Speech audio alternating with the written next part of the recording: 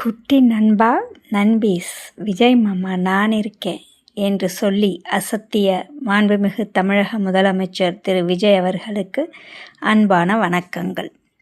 நடிகராக இருந்தவரை உங்களை அவன் இவன் என்று சொன்னவள் நான். என்னை விட 2 வயது சிறியவன்தான் என்றாலும் இப்போது ஏன் இந்த மரியாதை தெரியுமா? 1 உங்கள் பதவி, 2 உங்கள் கொள்கை. விஷயத்துக்கு வருகிறேன். உண்மையாக உங்கள் குட்டி நண்பா நண்பிகளுக்கு நீங்கள் ஏதேனும் செய்ய நினைக்கிறீர்கள் தானே? உண்மையிலேயே போதைப் பொருள் தடுக்க முயற்சி செய்கிறீர்கள் தானே? உண்மையிலேயே பாலியல் குற்றங்கள் நீங்க நடவடிக்கை எடுக்கிறீர்கள் தானே?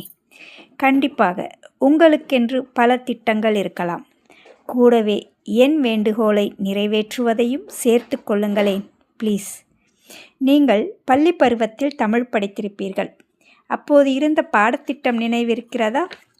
அறநெறிச் செய்யுள்கள், கதைகள், பாடங்கள் தான் பாடத்திட்டமாக இருந்தன. நான் தமிழ் இலக்கியம் படித்த தமிழாசிரியை. நான் கல்லூரியில் படித்த பாடங்கள் இன்று பள்ளியில். எதற்கு தெரியவில்லை. கணிதமும் அறிவியலும் அறிவை வளர்க்க, தமிழ் பண்பை வளர்க்க என்ற நிலையில் இருந்த பள்ளி பாடத்திட்டங்கள் மாற்றப்பட்டதே திட்டமிட்ட சதியாக நான் நினைக்கிறேன். தலைப்பெருத்து உடல் சிறுத்த ஹம்டி டம்டி பொம்மை போல் அறிவு வளர்ந்து பண்பு சிறுத்த மாணவர்கள் அதிகரித்து வருகிறார்கள். அவர்களுக்கு நற்கருத்துக்களை, நற்சிந்தனைகளை யார் ஊட்டுகிறார்கள்? பெற்றோருக்கும் நேரமில்லை. பள்ளியிலும் அறிவுக்கும் மதிப்பெண்ணுக்கும் தான் முதல் உரிமை. பள்ளி மாணவர்களை போதை கவர்ச்சியில் மயங்க வைத்து நற்கருத்துக்கள், நற்சிந்தனைகள் அவர்களை சென்று சேர்ந்து விடாமல், அவர்களை சுயமாக சிந்திக்க விடாமல் செய்த சதியை மாற்றுங்கள். மீண்டும் தமிழ் பாடத்திட்டம் பழைய முறையில் வர ஏற்பாடு செய்யுங்கள்.